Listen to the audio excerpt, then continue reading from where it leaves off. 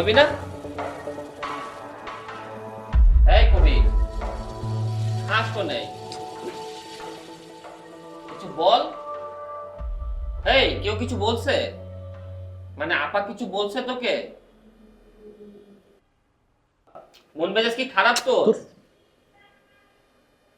আরে বল না, আমি তো টেনশনে আছি, বল। দূর। কি হয়েছে মামা? কি সমস্যা তো?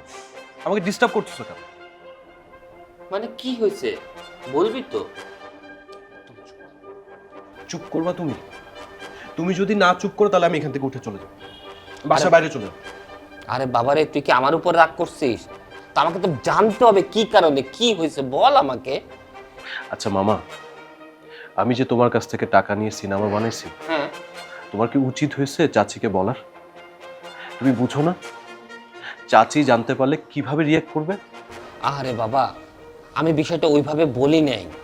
আরে আপা ওই যে গাছ কাটার বিষয়টা নিয়ে কথা বলতেছিল, হুট করে আবার মুখ ফুসকে বের হয়ে গেছে। আমি তখনই বুঝছিলাম যে আমি একটা ঝামেলা পাকায় ফেলছি। বিশ্বাস কর মামা, আমি অনেকভাবে ব্যালেন্স করার চেষ্টা করছি কিন্তু পারি নাই।